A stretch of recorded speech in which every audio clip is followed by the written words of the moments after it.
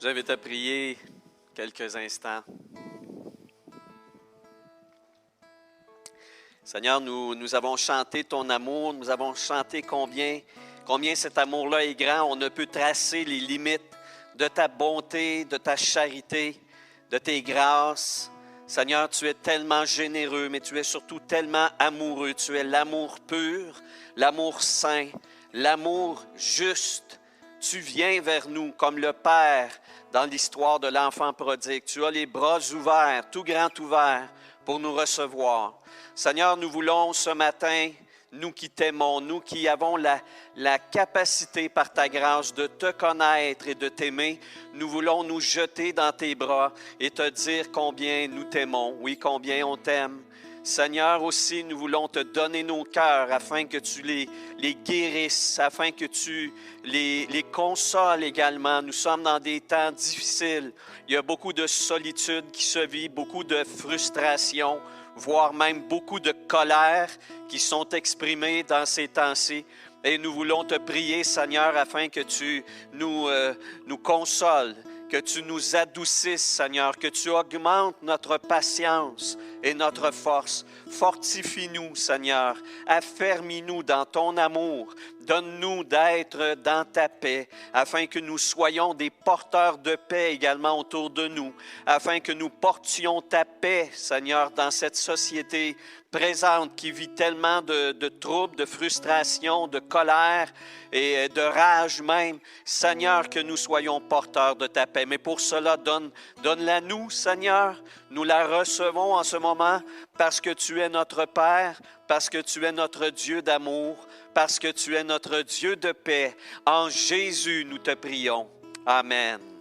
Amen. Amen. Quelle joie. Merci, André, Myriam, pour les chants. Je vais juste aller chercher... Hop, il est déjà là. Merci beaucoup. Mon bain est apparu. Ben oui, c'est ça. Ce matin, je vais avoir un nouveau petit setup, comme on dit en allemand. Non, je pense que c'est en anglais. Hein? Mais bon, je vais m'asseoir. Ça va être une manière différente de faire parce que j'ai fait une longue étude. J'ai cherché dans la Bible où c'était marqué qu'on ne pouvait pas avoir de chaise. Semble-t-il que nulle part.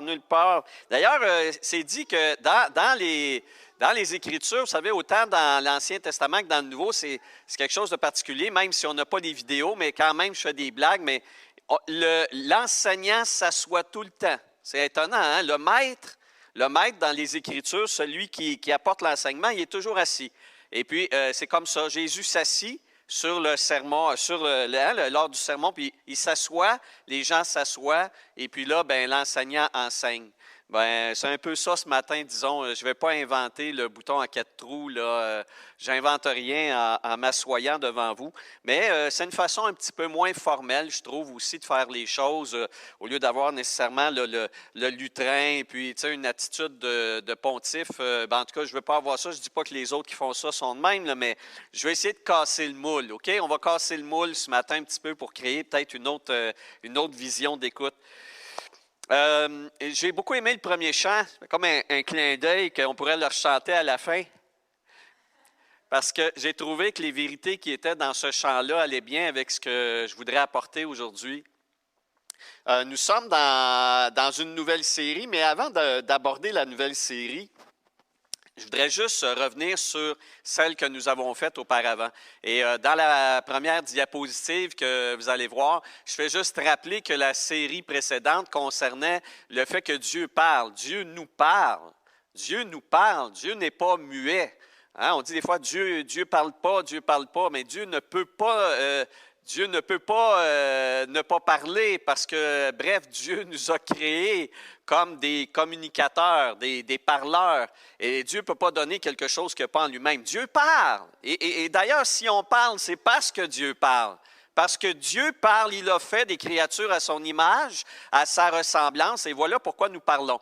Alors, des fois, on dit, mais oui, comment Dieu parle? Et c'était le but de la série précédente, de nous rappeler à nous, enfants de Dieu, qui avons entendu tout d'abord la parole de Dieu, eh bien, que Dieu continue de nous parler. Dieu nous parle de diverses manières, évidemment, comme on l'a vu, par le Logos, qui est en fait l'écriture écrite, la connaissance de la parole de Dieu, par des paroles qui, également, via l'Esprit Saint, s'éclairent à nous, par le Réma, par des paroles surprenantes, étonnantes, qui jaillissent, qui sont proclamées comme lors de paroles de prophétie, par des paroles qu'on ne saisit pas entièrement, mais qui peuvent être transmises via le Saint-Esprit qu'on appelle les langues. Et également, Dieu parle par la sagesse qui est dans le fond une sorte d'application concrète à notre existence de toute la connaissance qu'il y a dans les Écritures et dans celle que l'Esprit enseigne. Et ça se transfère dans une parole de sagesse, comme c'est dit dans 1 Corinthiens 12.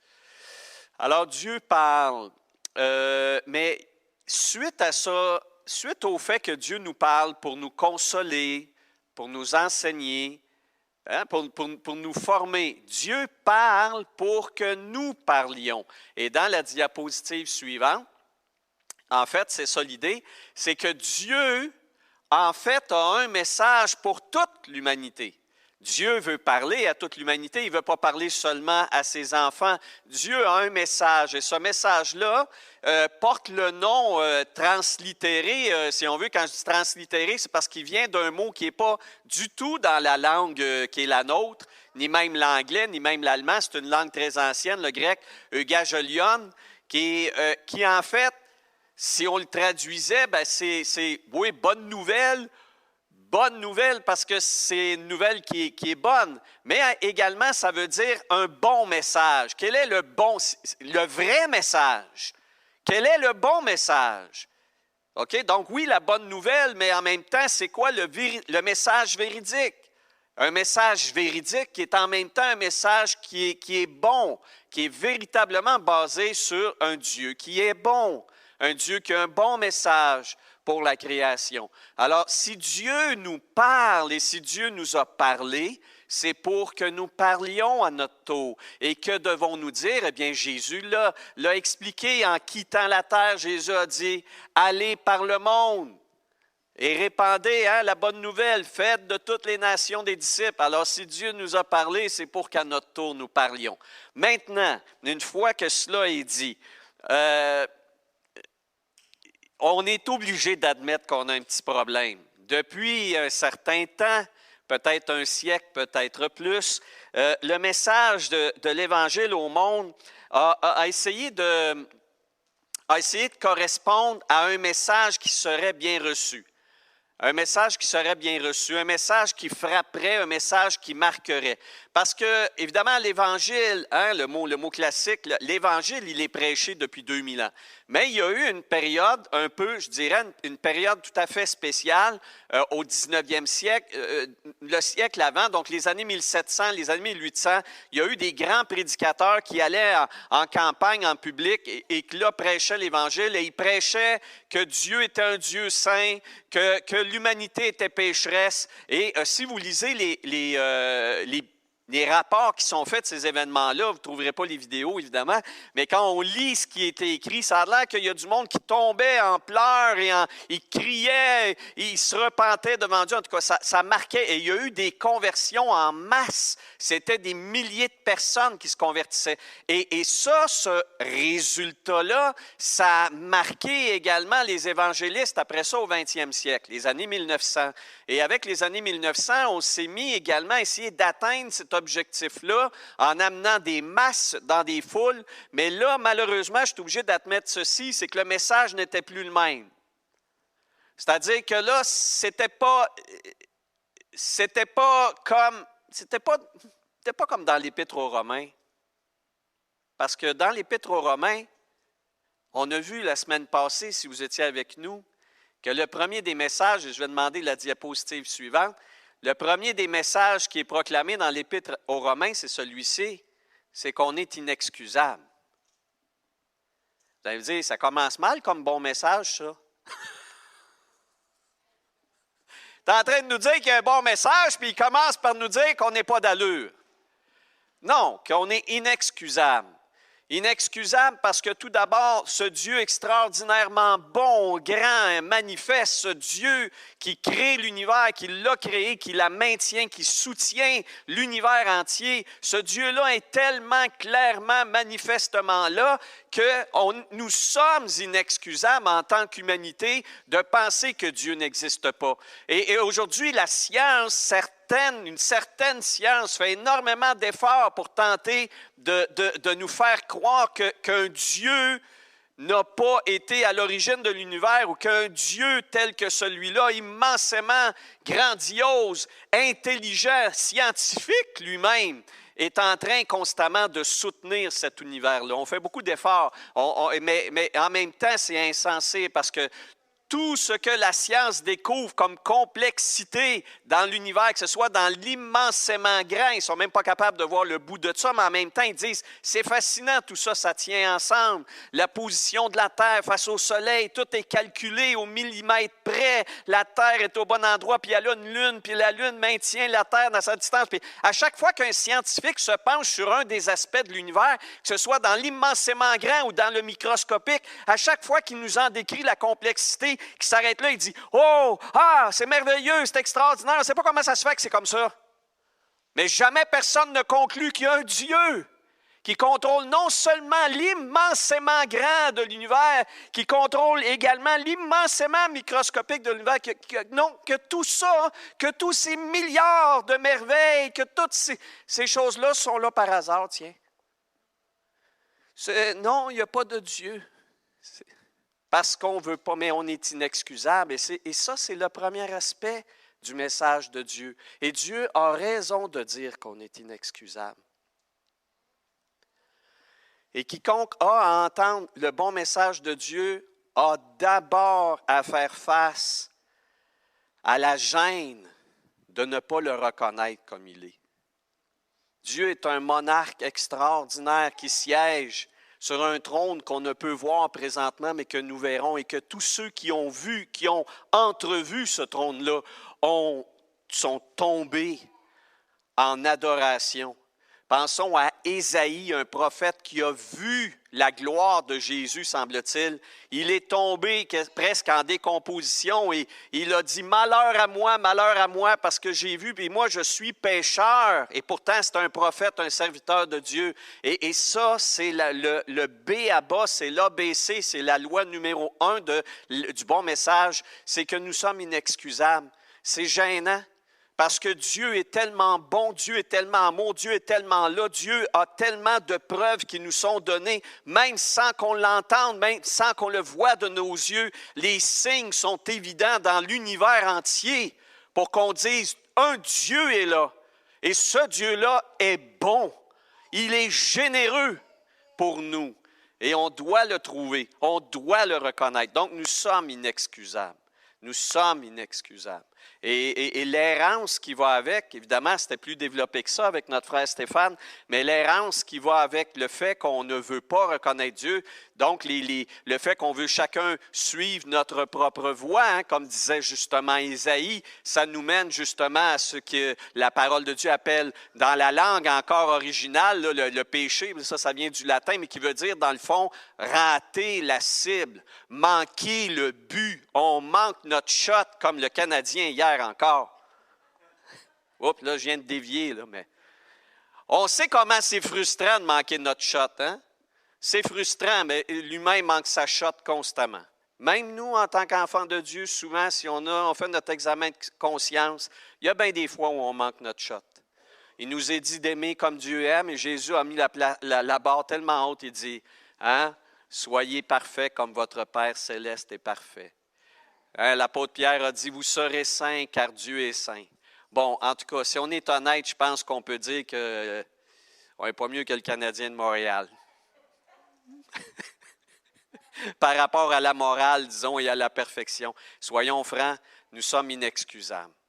Et c'est là que tout commence, parce que si on ne reconnaît pas qu'on est inexcusable devant Dieu, parce qu'à la fois on ne le reconnaît pas suffisamment, parce qu'à la fois on ne vit pas parfaitement comme on devrait vivre, ça ne peut pas faire autrement, ça ne devrait pas faire autrement que d'amener ceux qui veulent vraiment connaître Dieu à plier les genoux et à réclamer grâce. Vous me suivez? Il faut reconnaître qu'on est en train de se noyer pour finir par crier à l'aide et accepter celui qui vient de nous sauver, là. Il faut reconnaître qu'on est dans le trouble pour pouvoir demander de l'aide. Et ça, dans des organisations, même comme les organisations qui travaillent à ceux qui ont des dépendances difficiles, comme l'alcool, par exemple, la loi numéro 1, c'est de reconnaître qu'on a un problème.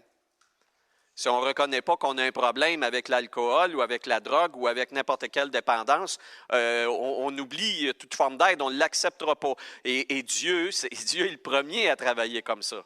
Dieu est le premier à dire, je ne pourrais rien faire pour toi si, tu ne reconnais pas que tu es inexcusable en tant de choses. La première, de ne pas me reconnaître tel que je suis. La seconde, de vivre une vie toute croche. Ça ne fonctionne pas. Alors, on va poursuivre aujourd'hui parce que ce que notre frère Stéphane avait couvert et ce que j'ai résumé, j'ai tenté de vous résumer là, c'est les 3 premiers chapitres de l'Épître aux Romains qui nous présentent le bon message. Ce message-là que l'apôtre Paul a dit, moi je n'ai point honte de ce bon message-là, je n'ai point honte de l'Évangile, car c'est la puissance de Dieu pour le salut de quiconque croit, du juif premièrement, puis même du non-juif. C'est ça qui mène, et c'est par la foi qu'on accède à cette bonne nouvelle-là, à ce bon message. C'est par la foi qu'on peut le vivre, l'intégrer dans notre vie et poursuivre avec ce message-là. Je n'ai point honte de ce bon message-là. Mais comme je vous disais, et je vais finir là mon préambule, avec le 20e siècle, les années 1900, c'est comme si on avait voulu dorer la pilule du bon message tant et si bien. En fait, on voulait avoir des résultats. On voulait des foules encore. On voulait des centaines qui viennent en avant, qui prient, qui réclament l'aide de Dieu. Mais c'est qu'on ne leur a pas apporté cet aspect-là, cet ordre-là du message. Et moi-même, pour avoir assisté à des campagnes d'évangélisation, souvent, je n'ai pas entendu cet ordre-là des choses, mais plutôt le fait que Dieu voulait mon plein développement, tiens. Que le Seigneur, oui, le Seigneur nous aide, mais en fait, j'entendais pas le message de jugement de Dieu. Vous allez dire, bon, ben oui, c'est dur, on n'attirera pas les mouches avec du vinaigre. Non, mais je suis désolé, c'est parce que ça ne marche pas de même, le bon message de Dieu. Et vous allez voir aujourd'hui dans les chapitres 4 et 5 que je vais survoler, certes à 10 000 km, c'est très haut, mais vous allez voir juste par le survol de ces chapitres-là qu'il y a une raison pour laquelle on n'est pas obligé de dorer la pilule. Il y a une raison pour laquelle on n'est pas obligé d'essayer de commencer en disant des belles choses, en essayant de dire « Ah, le premier message, c'est que Dieu t'aime. » Oui, non, non, le premier message, c'est que l'humain a un problème. L'humain a un problème. Et c'est ça, donc, la problématique avec le 20e siècle, c'est qu'on a tellement voulu faire de l'étude de marché, tellement voulu adapter un message de l'Évangile pour remplir les listes de conversion, remplir les communautés, remplir les églises, adapter la vie d'église pour que le plus grand nombre puisse assister, qu'à un moment donné, on n'a plus le bon message. On n'a plus le message de l'Évangile à 100%. On a un message tronqué, on a un message qui est édulcoré, on a un message qui est comme, le faux cuir par rapport au vrai, on a un message qui est un peu du toc, je suis désolé, mais c'est ça. Alors, il faut revenir à l'Évangile, il faut revenir à l'Écriture et avoir l'audace de croire que Dieu nous aime assez que même s'il nous dit les vraies choses à pleine face, ce n'est pas pour nous tuer là sur le champ, c'est pour nous guérir. Dieu nous dit la vérité pour nous guérir, mes frères et sœurs. Et si quelqu'un veut vraiment entendre le message de Dieu, n'ayons pas peur de dire les vraies choses. Et vous allez voir aujourd'hui même, il y a un encouragement par rapport à ça. Parce qu'il y en a qui n'osent pas dire les vraies choses. Et on dit, il y a quelqu'un qui voulait que je parle, je ne dirais pas que, je ne parle pas du jugement à une personne qui veut connaître Jésus. Bien non, tu lui diras, il saura plus tard. Je suis désolé, Dieu commence par ça. Dieu commence par ça. Dieu commence par dire qu'il y a un jugement.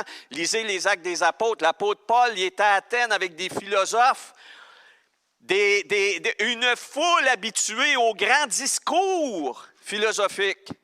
Et il est allé leur parler du jugement. Le peu de temps qu'il y a eu 1 minute et demie. Et tout de suite, il a embarqué. Vous, les Grecs, vous avez plusieurs dieux. Hein? Vous organisez vos affaires. Les croyances, c'est assez adapté à chacun. Alors moi, je viens de vous parler d'un Dieu qui est unique. Et ce Dieu-là unique a choisi un homme. Et c'est par cet homme que viendra le jugement de l'humanité. Et puis la preuve en est qu'il l'a ressuscité. Écoute, ça n'a pas été long qu'ils ont changé de poste. Mais il y a eu une personne, Denis, qui s'appelait Denis l'Aéropagite. Ça a l'air que lui, il était abonné. Lui, il avait son abonnement à ce stade-là où on entendait des messages. Il cherchait la vérité, Denis. Et bizarrement, Denis, quand il a entendu parler du jugement et de celui qui dirigerait, qui présiderait le jugement de Dieu, Jésus, quand tout le reste s'est en allé, quand la foule a quitté en courant, disant « message, vinaigré, message, je ne veux pas entendre de tout ça, parler qu'on est méchant, qu'on est pécheur, c'est dans mes poches. » Denis est resté, lui, parce que lui voulait savoir. Et lui s'est converti, et lui est devenu un pilier de l'Église d'Athènes. Alors, si on veut du succès numérique, c'est sûr qu'on va édulcorer, qu'on va mettre du flafla, qu'on va essayer d'attirer les gens, on va essayer de trouver des manières de leur dire ça, puis on va essayer d'avoir du succès numérique, mais en même temps, on va sacrifier la vérité sur l'autel de la popularité. Et ça, il faudrait arrêter de faire ça. Bon, OK, alors, à inexcusable, prochaine diapositive, succède inutile. Hein? J'ai pas pu y trouver. Stéphane avait placé la barre assez haute comme titre de message. Puis, alors, ça a pris une inspiration spéciale. Oui, effectivement, inexcusable, mais chapitre 4, chapitre 5 de l'Épître aux Romains, de quoi ça nous parle? Ça nous parle que voulez-vous, nous sommes inutiles. Alors, abordons cela. Alors, il y a une première chose pour laquelle nous sommes inutiles. On va regarder dans la prochaine diapositive. Moi, je crois, là. Moi, je crois. Moi, j'ai cru, etc. Et qu'est-ce que je veux dire par ça? En fait, il est inutile, savez-vous?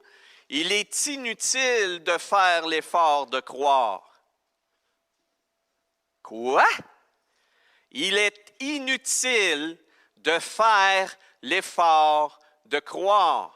Et ça, c'est une première rectification que nous avons à faire.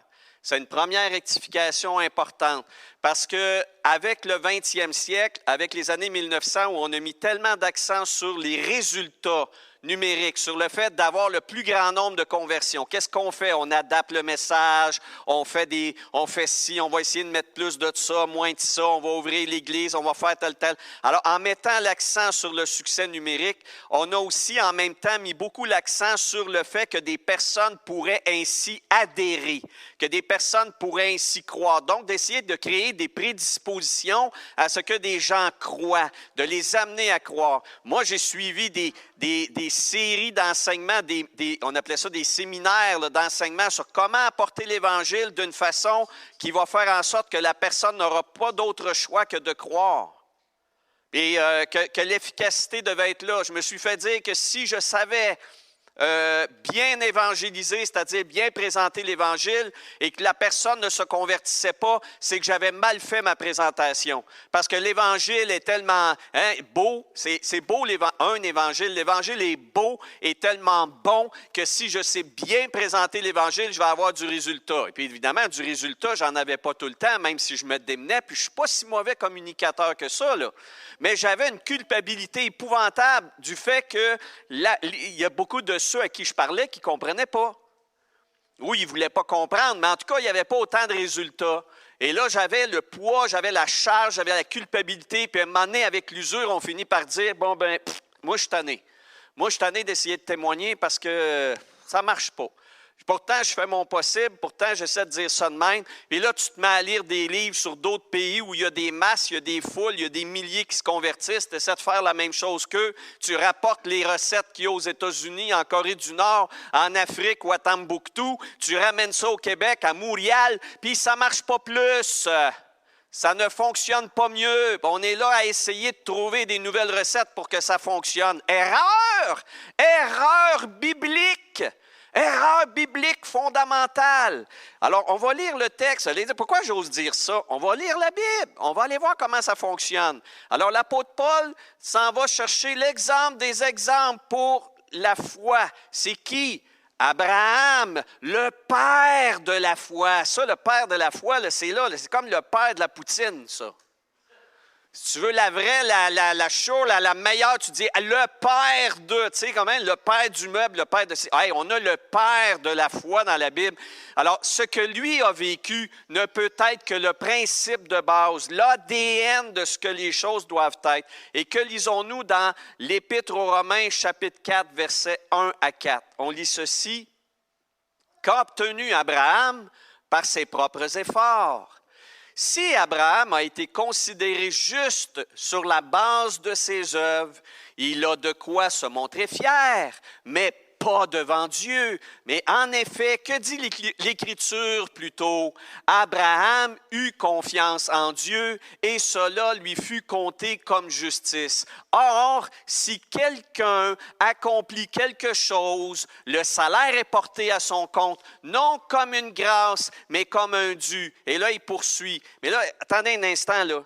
Savez-vous ce que Paul est en train de dire? Il est non seulement en train de dire qu'Abraham n'a pas fait de bonnes œuvres pour gagner son ciel, mais il est en plus en train de dire que même sa foi n'est pas une œuvre. Même sa foi n'est pas le produit de ses efforts. Me suivez-vous? Parce que si la foi d'Abraham est le fruit de son potentiel, Abraham mériterait le ciel. Vous me suivez? La foi n'est pas une œuvre. Or, si la foi est une grâce, ça veut dire que c'est un cadeau. Et ça, on l'a complètement oublié. On l'a oublié concrètement et pratiquement dans le siècle passé que la foi est un don de Dieu. Pensez à la parabole du sommeur de Jésus. Jésus dit, le royaume de Dieu, c'est comme un sommeur qui sortit dans son champ, qui prit le bon grain. Le grain, c'est la parabole du royaume. Et là, il jette le grain. Bien, il y a du grain qui tombe à des endroits où ça ne poussera jamais. Il y a du grain où ça va lever pendant un certain temps, plus long ou moins. Et il y a du grain qui va tomber dans du terrain où ça va pousser, puis chaque grain va produire selon sa capacité. Il y a une chose qui est intéressante. L'évangéliste sème, mais il ne fait pas pousser. Oh! L'évangéliste sème, mais il n'a aucun pouvoir sur la croissance. Il n'a aucun pouvoir sur la foi. Mais qui sommes-nous depuis un siècle et demi à tenter de créer des conditions pour la conversion? Qui sommes-nous à tenter de dire les choses, à dorer la pilule, à essayer de cacher le jugement de Dieu, à attendre avec Jésus un petit peu? On va plus parler de ta vie. Tu veux viser le vrai potentiel? Veux-tu le succès dans la vie? Veux-tu enfin que tes problèmes maritaux soient réglés? Veux-tu que tes problèmes financiers soient? Veux-tu que ci? Veux-tu que ça? Et l'Évangile est rendu centré sur l'humain au lieu d'être centré sur Jésus.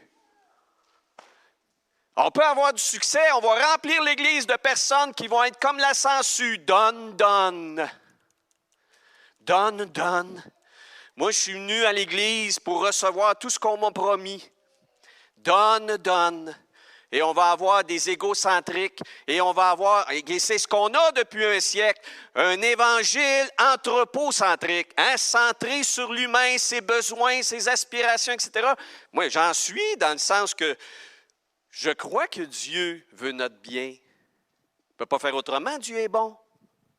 Je crois que Dieu nous aime. Il ne peut pas faire autrement, Dieu est amour. Mais ce n'est pas ça le premier message de l'Évangile. Puis pourquoi on a fait ça? On vient de le voir. Nous avons dévié du véritable message de l'Évangile parce qu'on s'est mis à croire qu'en créant des conditions spéciales, qu'en présentant un message bien adapté, que les gens allaient se convertir. Combien de fois j'ai lu sur Facebook, j'ai écouté des confrères pasteurs dire « Ah, dans des conditions comme celle-là, je comprends pourquoi les gens ne se convertissent pas. » Je suis désolé, ce n'est pas dans la Bible. Tu pourrais avoir les pires conditions, ça va se convertir si ça va se convertir. L'apôtre Paul, à l'aéropage d'Éphèse, il n'y avait aucune bonne condition avec lui. Quand il parlait, il n'y avait pas une petite musique en arrière qui jouait. Là. Puis lui-même, il avait une allure, ça a l'air que ce n'était pas nécessairement très attirant. Puis son message, il y a eu quelques secondes à présenter, puis il a parlé du jugement. Là, tu dis, hey boy, il y avait 2 prises, 3 quarts contre lui. Puis là, on dit, regarde le résultat. Très bien, pourquoi il y a eu juste Denis l'aéropagite? Des conditions épouvantables. Comment tu peux bâtir une église avec un homme, Denis l'aéropagite? Parce que ce n'est pas de tes oignons. C'est Dieu qui décide. C'est Dieu qui choisit. C'est Dieu qui guérit. C'est Dieu qui sauve.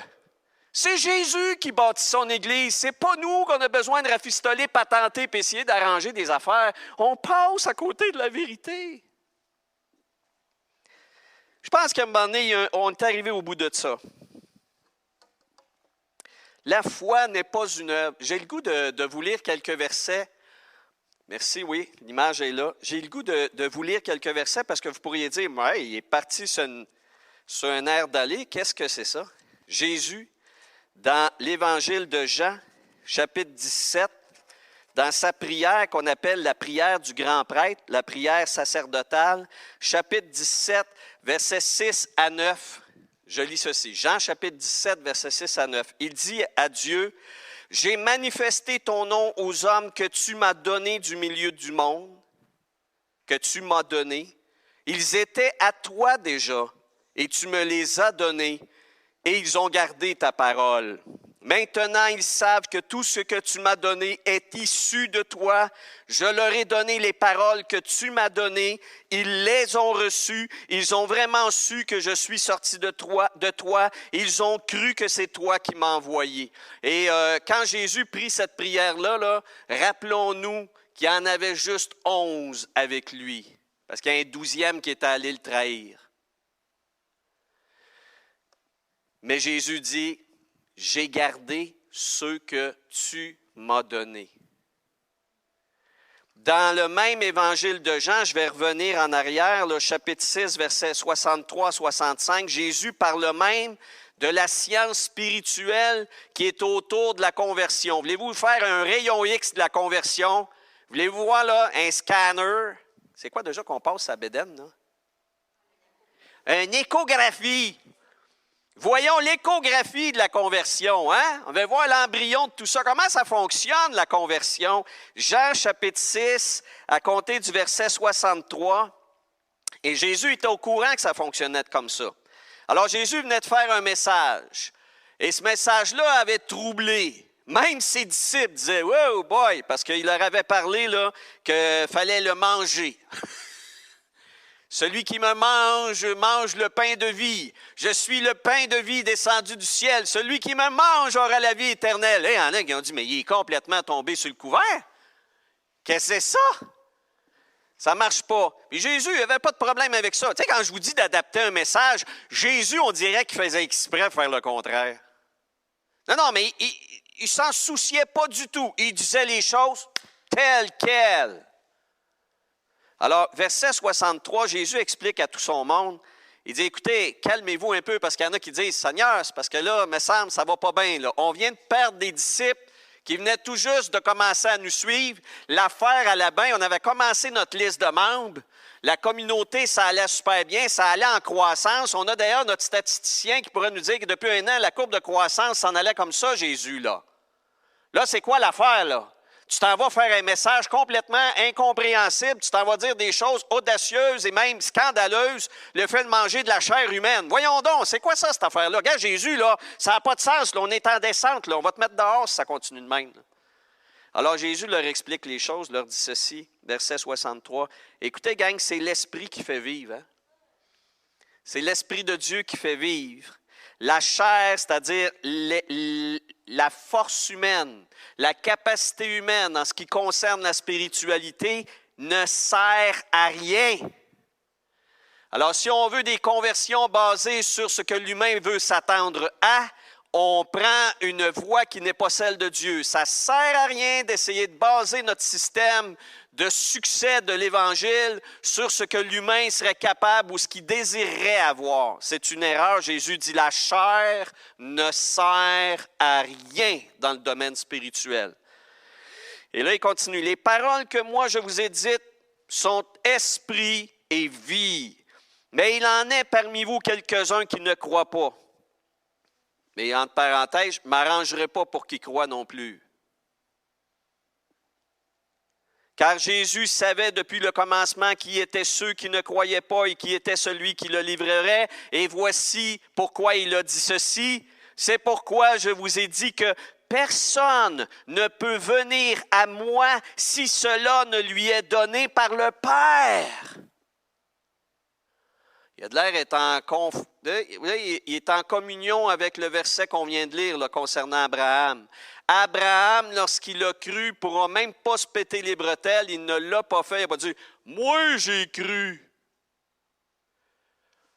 La foi est un don de Dieu.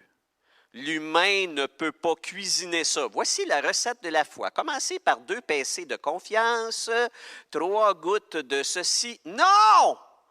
La foi, ça ne se patente pas, ça se produit. Ça peut s'imiter, par exemple.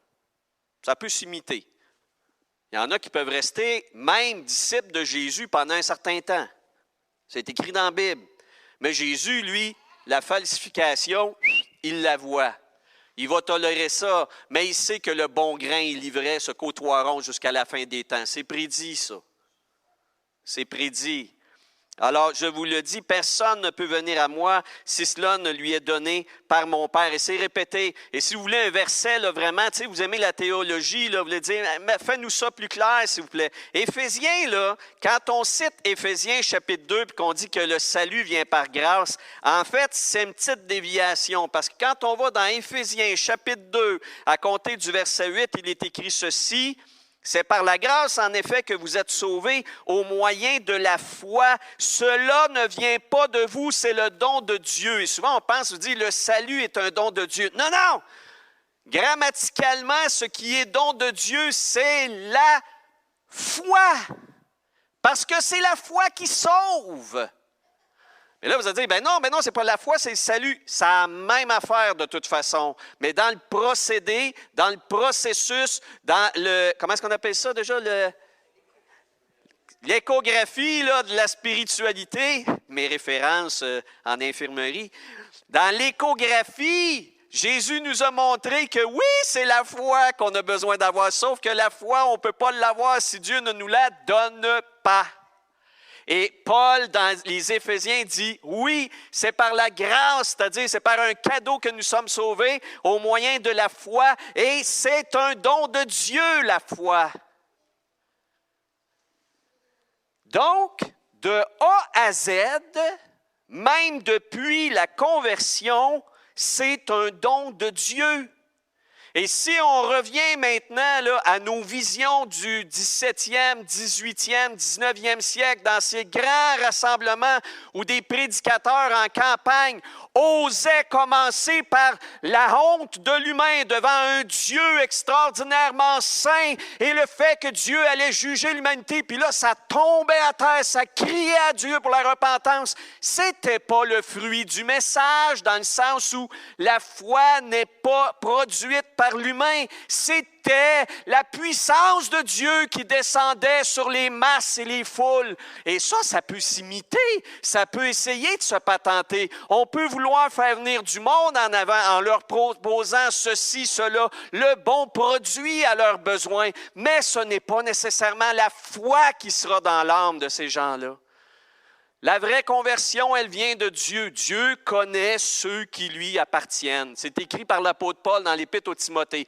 Dieu connaît ceux qui lui appartiennent. Et ceux-là, Dieu, il va leur donner ce qu'il faut, parce que tout vient de Dieu. Vous voyez, donc c'est inutile de faire l'effort de croire. Wow, boy! Alors, on va faire un dernier inutile. Ça va faire comme ça. Hein? Vous allez vous sentir relax aujourd'hui. La foi n'est pas une œuvre. Mais la suivante, qu'est-ce que ça nous dit? Oh, la belle âme! Ça, c'est une autre erreur. Je m'en viens avec ça. Chapitre 5 de l'Épître aux Romains. Donc, chapitre 4, Paul dit, « Le Père de la foi a tout reçu de Dieu, même la foi. Et nous allons vivre la même expérience. Si nous connaissons Dieu, c'est parce qu'on l'a eu en cadeau cette fois-là. Mais deuxièmement, et là, Paul avance là-dedans, il nous dit dans le chapitre 5 que ça ne va pas très bien dans l'humanité. Ça ne va pas très bien dans l'humanité parce qu'il nous parle d'Adam. Il nous parle en fait de deux Adams, si on veut, de deux prototypes de l'humain. Le premier prototype de l'humain, c'est Adam. Et Adam, ce premier prototype-là d'humain créé par Dieu, il a fauté. Lui, il a manqué sa shot solide. Lui, il voyait Dieu. Probablement Jésus. Mais bon, il voyait Dieu, il marchait avec lui, il profitait à tous les jours d'une rencontre personnelle, il entendait Dieu, etc. Il y avait toutes les chances et les bénédictions que l'humanité depuis n'a plus. Et malgré tout cela, malgré qu'il voyait Dieu, il savait que Dieu était là, il savait ce que Dieu avait dit concernant l'arbre et sa femme également, malgré ça, ils ont raté le coup. Et depuis ce temps-là, l'humanité, dans son ADN, dans sa constitution même, est marquée par le pouvoir du péché. On est tous contaminés par ça. Et ça, c'est Romains 5. Et dans Romains 5, Paul va dire, mais il y a un nouvel Adam, et c'est Jésus. Et quand tu es greffé à Jésus, tu as le potentiel d'annihiler les effets maléfiques du péché qui est hérité d'Adam. OK? Donc ça, je viens de vous résumer en une phrase, là, Romains chapitre 5. Mais moi, j'aimerais, si vous permettez, faire un petit peu d'élaboration en appliquant une situation contemporaine. On va lire d'abord le texte. On va lire le texte qui va apparaître à l'écran, là. Alors, ça, c'est chapitre 5, c'est vers la fin, c'est la conclusion. De même que par un seul homme, le péché est entré dans le monde, c'est le premier Adam, et par le péché, sa conséquence qui est la mort physique et la mort spirituelle. Là. De même, la mort a atteint tous les hommes. Et même Paul ajoute, puis de toute façon, les preuves sont faites, tous ont péché.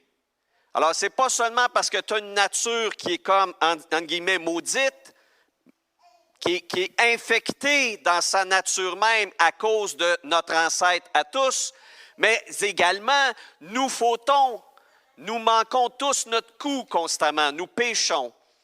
Ainsi donc, dit Paul, de même que par une seule faute, la condamnation a atteint tous les humains, de même par un seul acte d'acquittement fait par Jésus, le nouvel Adam, la justification qui donne la vie s'étend à tous les hommes. Et là, je souligne à tous les hommes, parce que c'est un petit peu le commentaire que je voudrais faire ici en terminant. Et ça revient à mon petit mot de tantôt, « Ah, la belle âme ». Ah, la belle âme, parce que on a l'impression, là, on va se parler, là, on va se parler dans le miroir. Là. Quand il est temps de parler du Seigneur et que peut-être on aurait une occasion de parler de Dieu, nos yeux voient les gens, évidemment, à qui on parle et à qui on parlerait. Et moi, j'avoue, je suis un peu comme ça des fois. Il y a des fois où j'ai porté mon regard sur quelqu'un et je me suis dit, mauvais candidat. Hop, là, hop. Je pense qu'ils sont tellement loin de Dieu. Si je disais le mot Dieu, là, c'est comme je vais recevoir un résultat très, très négatif. Et de d'autres personnes, des fois, on va avoir l'impression, parce que déjà elle est religieuse, parce que, bon, sa manière de parler, etc., on va se dire, ça, c'est un bon candidat, ça, pour l'Évangile. Hein? C'est juste moi qui fais ça. C'est juste moi là, qui ai l'impression qu'il y en a qui seraient mieux disposés à l'Évangile que d'autres. Non, vous autres, vous n'avez pas ce problème-là, vous autres, là. L'Église de Jésus n'a pas ce problème-là. L'Église de Jésus parle à tout le monde, même au pire des pires, là, hein? L'Église de Jésus les cherche, les pires des pires, là. Hein? Ceux qui ont toutes les allures, toutes les couleurs de cheveux, toutes les sortes de linge, tous les langages possibles de blasphème. Hein? On voit, oui, non, soyons francs. On sélectionne. On a l'impression, nous, qu'il y a certaines personnes qui seraient plus sensibles à accepter le Seigneur. Bien, quand on fait ça, on continue la mauvaise manie dont j'ai parlé tantôt. C'est qu'on pense qu'il y en a de qui peut émerger la foi et d'autres non. Il y en a un, le premier, puis on est content de l'avoir comme exemple. Il s'appelait Paul, Saul de Tarse, le pire ennemi de l'Évangile de Jésus. Il a fait tuer Étienne, il a organisé son assassinat, puis il allait dans d'autres villes avec des lettres pour mettre les chrétiens en prison, voire même, si c'était possible, les tuer. Et c'est drôle, celui-là, Jésus l'a voulu. Jésus n'a pas eu honte de lui apparaître. Oui, il a parlé dans le caisseur, par exemple. Et puis le premier message, c'était que écrase. Et il a écrasé. Mais l'apôtre Paul, il y a ceci d'extraordinaire. Il était un témoignage du temps de sa vie, constant du fait que Dieu ne fait pas exception de personne. Dieu ne se laisse pas impressionner par ta situation de péché. Dieu ne se laisse pas impressionner par ta position hiérarchique dans la société. Dieu ne va pas faire de différence entre l'un et l'autre. Dieu ne va pas dire « Oh, la belle âme! Ah, lui, il est digne de mon salut. Ça, lui, il pue. Il pue, lui, il parle mal, lui, il blasphème trop. Non, pas beau ça. Tu voles, toi, non. Lui, il est près du ciel, je le veux. » Est-ce que Dieu marche de même? Non! Non! La bénédiction s'étend à tous les hommes. Et il faut qu'on apprenne de cette leçon-là, de cette règle-là de l'Évangile, c'est qu'on n'a pas, nous, à décider dans notre mental, dans notre approche, de dire lui, pas lui. Puis lui, je ne sais pas si ça vaut la peine. C'est pas correct de faire ça. On ne doit pas faire exception de personne, puis on doit s'attendre à ce que Dieu puisse toucher l'un ou l'autre, même si dans notre jugement, nous, on fait des distinctions. Vous me suivez? Alors, la belle âme, cette personne-là, j'aimerais tellement qu'elle accepte le Seigneur. Oui, Dieu dit oui, mais l'autre le crotté aussi. L'autre, ton ennemi.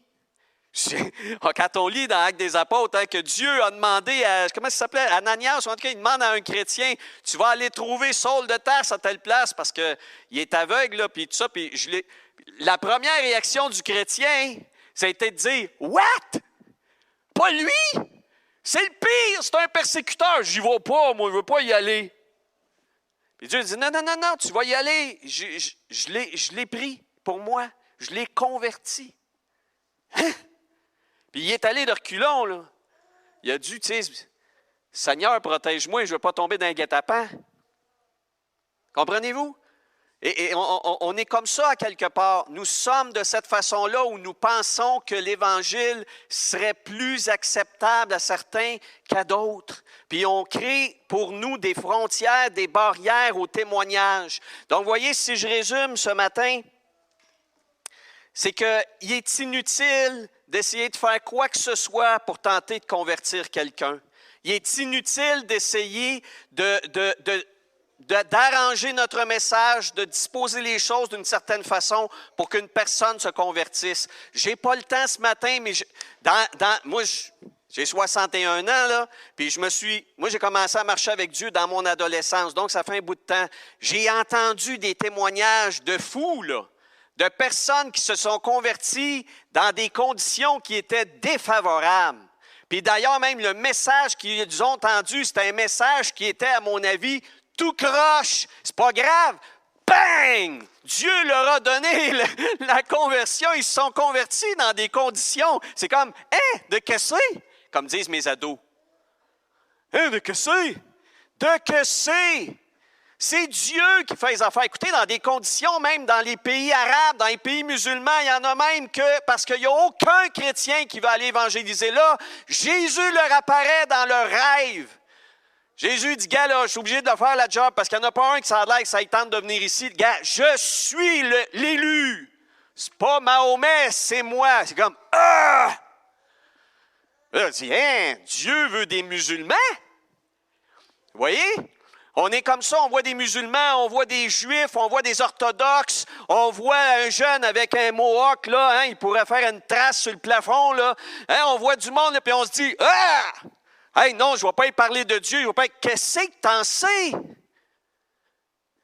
Il faut parler à quiconque, puis il faut arrêter de dire « Oui, mais je n'ai pas la façon de parler. Oui, mais je ne sais pas comment parler. Oui, mais je suis tanné d'entendre ça. Je suis tanné d'entendre ça. Ça ne dépend pas de nous, le salut. On ne créera pas la foi chez les gens. Comme dans la parabole du semeur, nous simplement dire « Ah ouais, jette le grain, c'est ta responsabilité. » Mais ce n'est pas ta responsabilité que ça lève. Tu n'es pas responsable de la conversion des personnes. Tu es juste responsable d'ouvrir la bouche et de parler. Ça vous fait-tu du bien ce matin? Je suis inutile. Qu'est-ce que Paul disait? Nous sommes des serviteurs inutiles. Dieu pourrait tout faire sans nous. Alors, arrêtons de porter des fardeaux. Moi, fini. Fardeau de dire, il faut que je dise les bonnes choses. Il faudrait que je... qu'est-ce que j'ai oublié de dire? Qu'est-ce que j'aurais dû dire? Ben non, arrête ça. Arrête ça. Tu pourrais dire 2 mots, la personne va se convertir. Lance le grain, dis les choses. Sois vrai. Sois vrai. Sois vrai. Et ça va bien aller. Puis, avec tout le monde, sans faire de discrimination. Donc, nous sommes des serviteurs inutiles. Et nous avons le grand privilège, par la foi que nous avons reçue de Dieu, de répandre un message où Dieu, oui, est obligé de nous dire des choses difficiles au début, de dire qu'on manque notre shot, qu'on n'est pas super bon, mais l'amour de Dieu est tellement grand, sa grâce et sa bonté et la puissance de l'esprit de conversion qui descend font avec efficacité une œuvre dans les âmes qui nous font saisir combien Dieu est bon, parce qu'il nous appelle dans son amour. Alors, on va le chanter encore. On va le chanter avec ce merveilleux chant qui nous parle justement, le premier chant qu'on a fait, qui nous parle de cet appel de Dieu. Dieu nous a appelés. Dieu nous a choisis. Dieu nous a aimés. Alors, tout dépend de lui. Que le Seigneur soit béni. Soyez bénis. J'espère ce matin que vous êtes encouragés tout à nouveau de cette puissance-là que nous avons de parler de Jésus à quiconque, sans porter le fardeau des conversions, mais vraiment d'être simplement des canaux, des vecteurs simplement par lesquels Dieu va manifester sa puissance dans les cœurs autour de nous. Amen! Amen. Merci Seigneur.